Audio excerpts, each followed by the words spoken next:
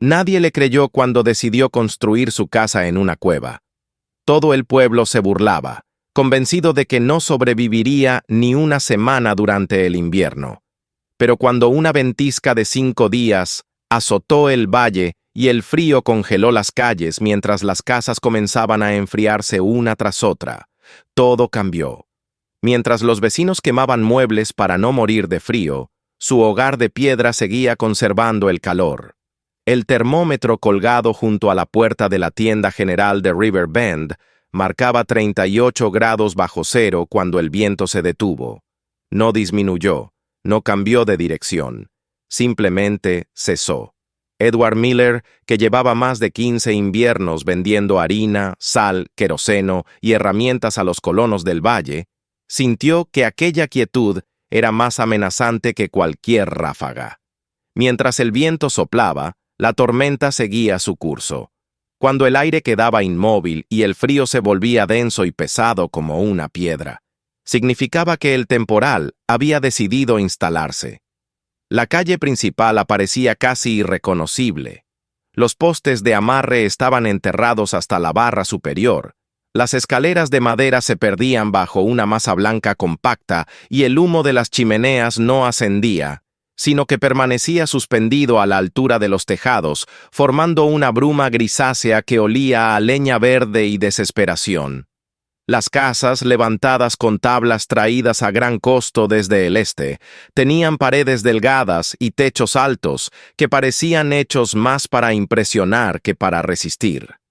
Cada grieta era una invitación al frío, y cada invierno obligaba a los habitantes a quemar más madera de la que habían previsto. River Bend confiaba en sus reservas.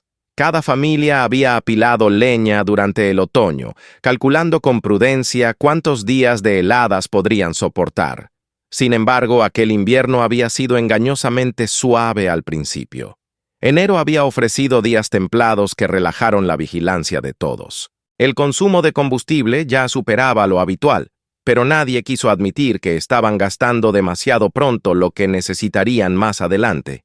Edward lo sabía por sus libros de cuentas. Las ventas de leña habían aumentado casi un 40% respecto al invierno anterior.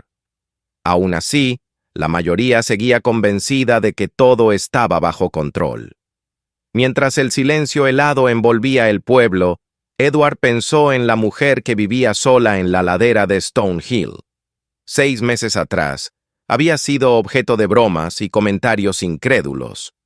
María Santos había llegado a River Bend a comienzos de septiembre de 1888, con todo lo que poseía, reducido a 2 bolsas de lona y un baúl desgastado. Había descendido del tren en la estación más cercana y caminado más de 10 millas para ahorrar el dinero del carruaje. Tenía 35 años, era viuda y llevaba en el rostro una serenidad que desconcertaba a quienes la observaban. Había solicitado un terreno al noroeste del pueblo, una extensión abierta azotada por los vientos que descendían de las montañas. Cuando fue a inspeccionarlo, caminó más allá de los límites marcados por los agrimensores y siguió ascendiendo hacia el relieve rocoso de Stone Hill. Allí encontró una cavidad profunda en la pared de piedra caliza, protegida por un saliente natural y orientada hacia el sur. Un pequeño manantial brotaba del fondo, y el suelo de la cueva descendía suavemente hacia el interior, estrechándose como un embudo. Muchos consideraron que había perdido la razón. John Harris, que aún mostraba los dedos mutilados por la congelación sufrida años atrás, advirtió que el aire frío se acumularía en el interior como en una tumba helada. Michael O'Brien, maestro constructor de cimientos de piedra, aseguró que la humedad arruinaría cualquier estructura de madera en pocos inviernos. Linda Carter, dueña de la pensión, habló de impropiedad y peligro. Carlos Vega, cazador experimentado, recordó que los pumas utilizaban aquellas cuevas como refugio. María no discutió. Había crecido en un valle montañoso del norte de Europa, donde el invierno se instalaba durante semanas enteras con temperaturas que descendían por debajo de los 40 grados bajo cero. Desde niña había aprendido que la tierra, a cierta profundidad, conserva una temperatura estable, muy superior a la del aire invernal. Sabía que la piedra caliza, lejos de ser enemiga del calor, podía absorberlo y devolverlo lentamente.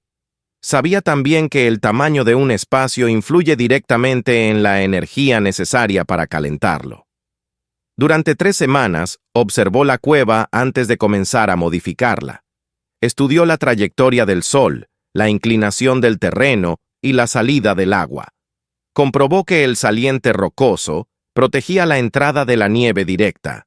Analizó la forma del interior, que se ensanchaba en la boca y se estrechaba al fondo, creando una cámara natural, donde el aire caliente podría mantenerse más tiempo. En octubre inició la construcción. Recuperó tablas de un cobertizo abandonado y las transportó cuesta arriba con paciencia metódica. A unos 5 metros de la entrada, levantó un muro doble que funcionaría como vestíbulo aislante. Entre las capas de madera, introdujo una mezcla compacta de hierba seca y arcilla, imitando técnicas tradicionales que había visto utilizar a su padre. Elevó el suelo sobre vigas para permitir la circulación de aire y evitar la acumulación de humedad. Las paredes interiores no superaban cierta altura y se inclinaban hacia el techo natural de piedra, reduciendo la superficie expuesta al frío. Excavó pequeñas zanjas para canalizar el agua que pudiera filtrarse y la condujo hacia un punto cercano a la entrada, donde el hielo no afectaría la zona habitable. Trataba la madera con resina y cera para sellarla. Cada decisión respondía a un cálculo sencillo: disminuir la pérdida de calor y aprovechar la masa térmica de la roca. La pieza central fue una pequeña estufa de hierro que adquirió en una liquidación en el pueblo vecino. La colocó contra la pared posterior, permitiendo que el calor penetrara en la piedra. El tubo de escape recorría el techo antes de salir al exterior, liberando calor adicional en su trayecto. El consumo de leña resultó sorprendentemente bajo. En noviembre, cuando las temperaturas descendieron por debajo de 0, la cueva mantenía casi 60 grados sin fuego. Con una pequeña carga de madera, alcanzaba una temperatura confortable que persistía horas después de extinguirse la llama. Mientras en River Bend las chimeneas humeaban día y noche, María vivía con una economía casi impensable. Algunos comenzaron a mirarla con curiosidad, aunque nadie imaginaba todavía hasta qué punto su decisión alteraría el destino del pueblo. El invierno avanzó sin sobresaltos hasta mediados de enero. Un período de temperaturas suaves generó una confianza engañosa. Las reservas de leña disminuían, pero la amenaza parecía lejana. La noche del 18 de enero, el termómetro descendió bruscamente. En menos de 12 horas, la temperatura cayó más de 30 grados. El viento comenzó a soplar con violencia desde el noroeste, arrastrando nieve tan densa que la visibilidad desapareció. Al amanecer del día siguiente, el frío se había vuelto extremo y, hacia el mediodía, el viento cesó, dejando al pueblo atrapado bajo una tormenta inmóvil. La quietud era más aterradora que la furia. Los habitantes de River Bend cerraron puertas y ventanas, alimentaron sus estufas y esperaron. Nadie pensó en la mujer de la cueva. Cada cual estaba demasiado ocupado intentando mantener el calor en su propio hogar. En la ladera de Stone Hill, María avivó una pequeña llama para preparar café y luego dejó que la estufa se apagara lentamente. La roca absorbía el calor y lo devolvía con paciencia. Afuera, la nieve cubría el valle. Dentro, la temperatura se mantenía estable. Mientras el pueblo comenzaba a consumir su futuro en forma de leña, la desconocida en la cueva había hecho un pacto silencioso con la tierra misma. Y cuando el viento dejó de moverse por completo y el frío se asentó como un peso inamovible sobre River Bend, nadie imaginaba que aquella elección solitaria, tomada meses atrás entre risas y advertencias, sería la única diferencia entre resistir y sucumbir. La noche en que el viento se detuvo por completo, marcó el verdadero inicio del desastre. En el interior de las casas de River Bend, Las estufas ardían con intensidad inusual, como si cada familia hubiera comprendido instintivamente que debía exprimir hasta la última chispa de calor antes de que algo peor llegara. La temperatura continuó descendiendo durante la madrugada y al amanecer el aire tenía una densidad casi mineral. Respirar dolía. El vapor de cada exhalación se congelaba en las bufandas antes de disiparse. El falso alivio de las semanas templadas había dejado al pueblo vulnerable. Las pilas de leña que parecían suficientes en noviembre ahora resultaban insuficientes ante un frío que no cedía. Durante el primer día de la tormenta, la mayoría se limitó a resistir. Las puertas permanecieron cerradas, las ventanas cubiertas con mantas y sacos. El viento, aunque feroz, todavía daba la impresión de movimiento, y mientras algo se movía, quedaba la esperanza de que pasara.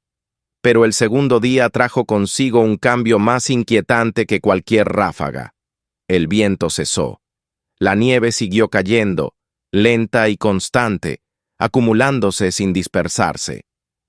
La temperatura bajó aún más. Las chimeneas trabajaban sin descanso, y el humo quedaba suspendido en el aire inmóvil, formando una capa gris que se mezclaba con el cielo plomizo. El frío ya no era un fenómeno exterior, sino una presencia que se filtraba por cada rendija, deslizándose por los suelos y trepando por las paredes. En la casa de John Harris apareció una grieta en el conducto de la chimenea.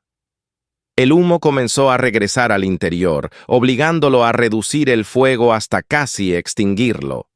En otras viviendas, el consumo de madera superó cualquier cálculo previo.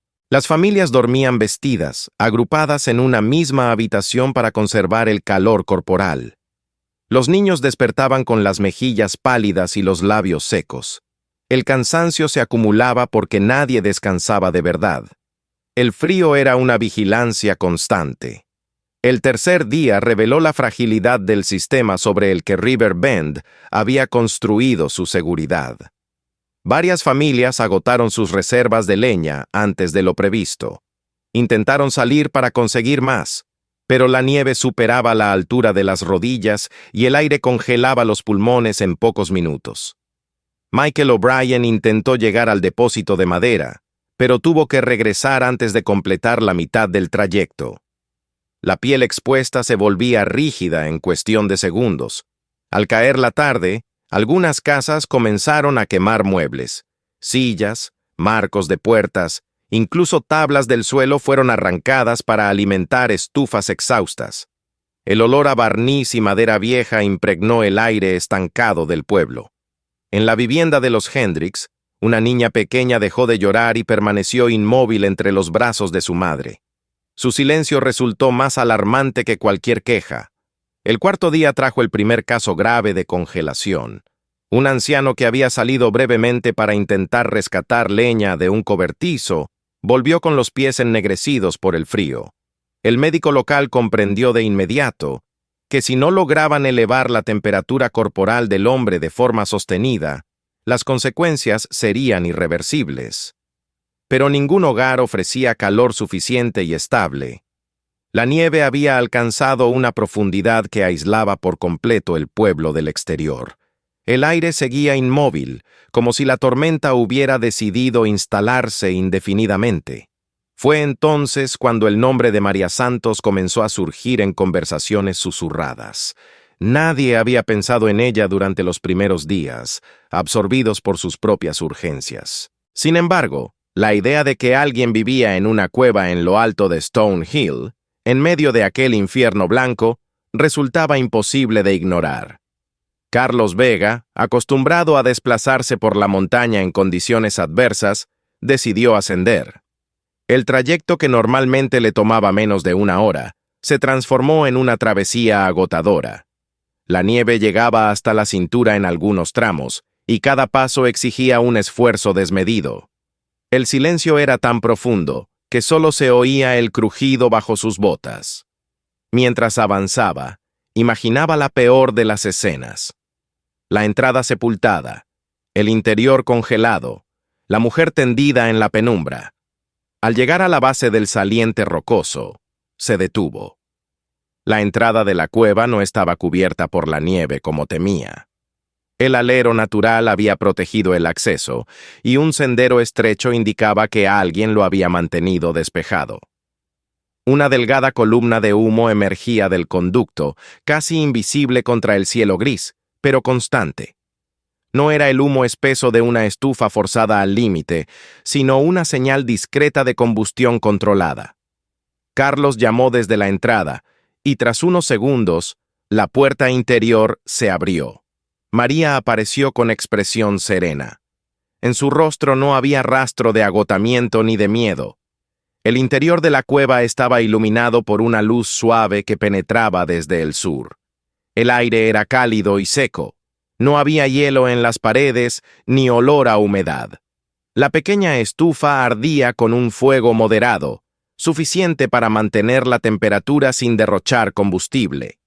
Carlos comprendió entonces la diferencia entre resistir y comprender. Mientras el pueblo había combatido el frío con fuerza bruta, María había trabajado con las propiedades naturales de la tierra. El calor no escapaba porque la roca lo retenía. El espacio reducido facilitaba la estabilidad térmica.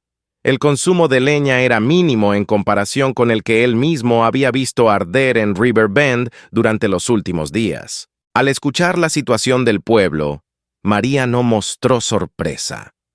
Había anticipado que el frío prolongado pondría a prueba las construcciones tradicionales. Calculó mentalmente el espacio disponible y las provisiones almacenadas. El manantial seguía fluyendo con regularidad. El sótano excavado mantenía alimentos en condiciones óptimas. La cueva podía albergar a varias personas sin perder estabilidad térmica. Esa misma tarde comenzó el traslado. Carlos descendió al pueblo y regresó con la familia Hendricks y el anciano herido. El trayecto fue lento, pero la necesidad otorgaba energía. Al ingresar en la cueva, el cambio fue inmediato. El color regresó gradualmente a los rostros. La niña pequeña recuperó el movimiento y el llanto. El anciano sintió cómo la rigidez en sus extremidades cedía poco a poco bajo el calor constante. Durante las siguientes horas, más personas ascendieron. Para la noche del quinto día, 14 individuos ocupaban el interior de la cueva. El espacio era reducido, pero la distribución cuidadosa permitía que todos permanecieran abrigados. La presencia de varios cuerpos generaba calor adicional que la roca absorbía y redistribuía. La estufa trabajaba sin esfuerzo excesivo. No había humo acumulado ni aire viciado. En medio de la tormenta inmóvil, aquel refugio improvisado se convirtió en el lugar más seguro en 50 millas a la redonda. Las conversaciones se mantenían en voz baja, no por miedo, sino por respeto a la quietud que había salvado sus vidas. Algunos hombres observaban las paredes de piedra con una mezcla de asombro y humildad. Comprendían que habían pasado años levantando casas que luchaban contra el invierno en vez de integrarse en él. El sexto amanecer trajo un cambio sutil en la atmósfera. La temperatura comenzó a elevarse lentamente. El aire, aunque aún frío, dejó de ser insoportable. La tormenta finalmente perdió fuerza. Desde la entrada de la cueva se divisaba un paisaje transformado, cubierto por un manto espeso y silencioso. Mientras River Bend emergía gradualmente de la nieve, sus habitantes sabían que habían sobrevivido no gracias a la cantidad de madera quemada, sino a la comprensión de una sola mujer que había decidido escuchar a la tierra antes que a la costumbre. Y aunque todavía quedaba por enfrentar el regreso a sus hogares y evaluar los daños, algo fundamental había cambiado. La experiencia de aquellos 5 días había sembrado una duda profunda en la certeza de siempre. El sexto día amaneció con una claridad distinta. El aire seguía siendo frío, pero ya no tenía la dureza implacable de las jornadas anteriores. La temperatura había ascendido hasta un punto que, comparado con el castigo sufrido, parecía casi benigno. La nieve dejó de caer y el cielo, todavía pálido, comenzó a abrirse en franjas azuladas. Desde la entrada de la cueva en Stone Hill, el valle de River Bend se extendía cubierto por una capa blanca uniforme, silenciosa, como si el mundo hubiese sido reconstruido en otro material. Dentro del refugio, los 14 ocupantes comprendieron que podían comenzar a pensar en el regreso. Durante 5 días habían vivido bajo una lógica distinta, una que no dependía del consumo desesperado de combustible ni de la vigilancia constante del fuego. El calor se había mantenido estable, absorbido por la piedra y devuelto con paciencia. Los alimentos habían sido racionados con cuidado.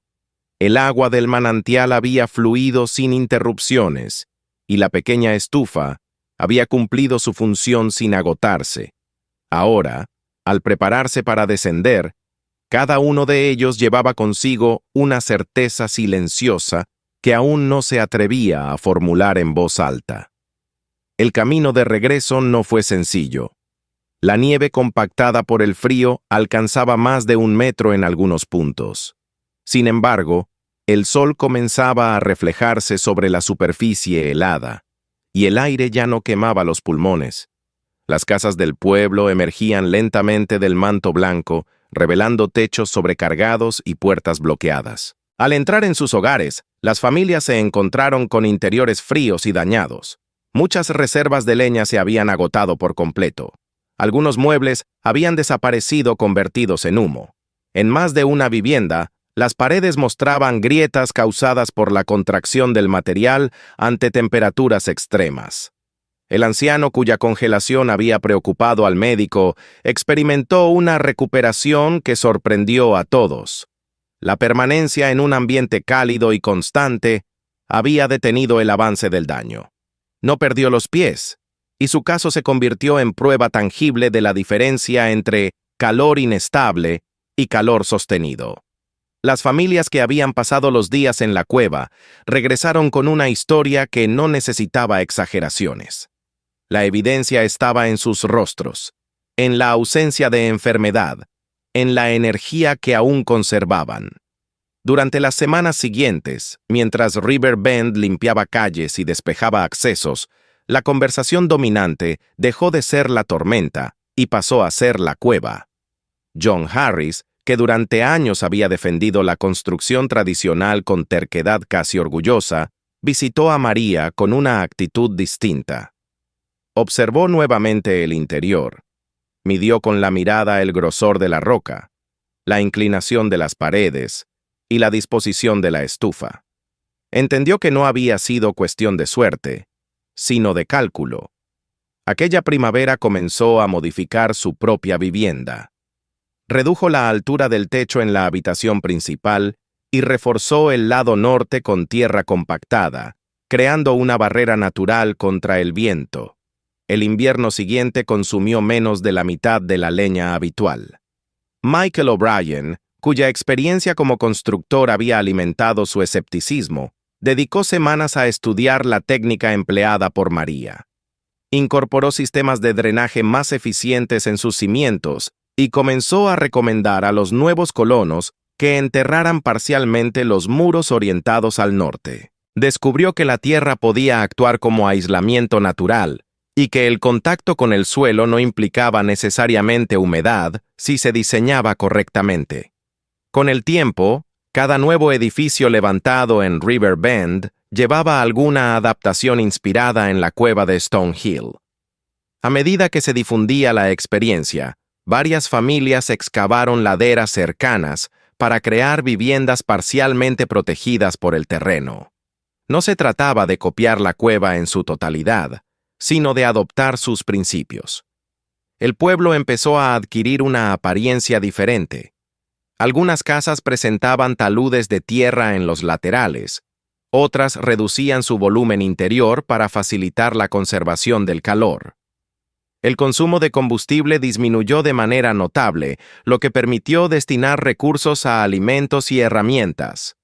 La siguiente temporada invernal, aunque igualmente fría, fue afrontada con mayor preparación y menos ansiedad.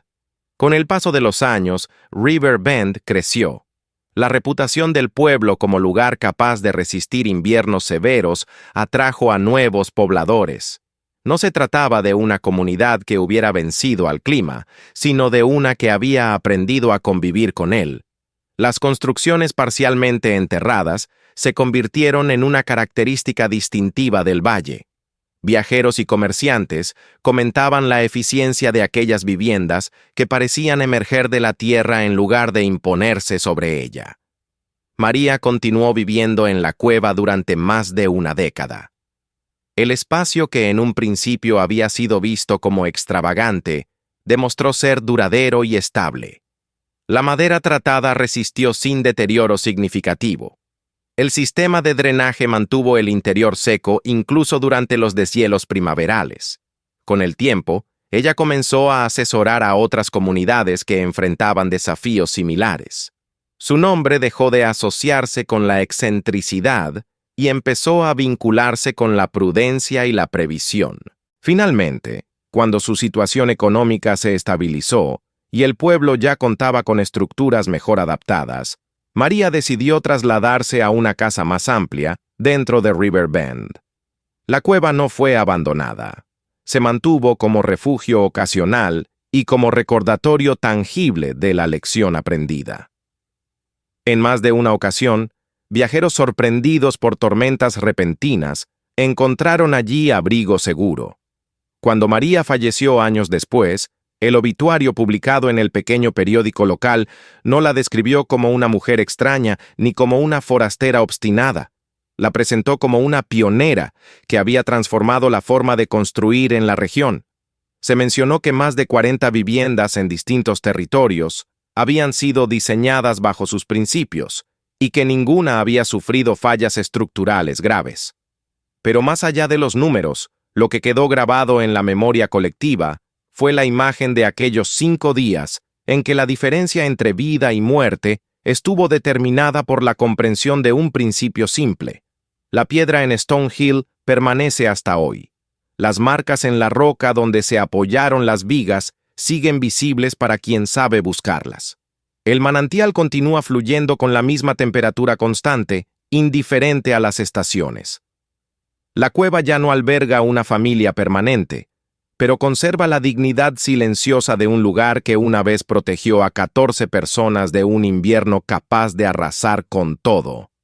River Bend aprendió que el calor no se genera únicamente con fuego, sino con conocimiento. La tormenta que casi los derrotó dejó como herencia una transformación profunda. Comprendieron que la naturaleza no es un enemigo al que se deba desafiar con mayor fuerza, sino un sistema cuyas reglas pueden estudiarse y aprovecharse. María no había luchado contra el invierno, lo había entendido. Esa diferencia salvó vidas. Y así, cada vez que el frío regresa al valle y el viento comienza a soplar desde las montañas, los habitantes recuerdan que hubo un invierno en que la sabiduría de una sola mujer cambió el destino de todos. La lección no quedó escrita en manuales ni grabada en monumentos, sino en la forma misma de las casas que emergen de la tierra. Allí, en el equilibrio entre piedra y fuego, permanece el legado de la piedra cálida. Si esta historia te impactó y te hizo ver de otra manera cómo una persona puede sobrevivir en las condiciones más extremas, apoya el canal. Suscríbete ahora mismo para no perderte nuevas historias sobre verdadero coraje, tecnologías olvidadas y personas que cambiaron el rumbo de los acontecimientos a pesar de las dudas de los demás. Comparte este video con quienes se interesan por los temas de supervivencia. Tal vez esta historia inspire a alguien a mirar el mundo desde otra perspectiva.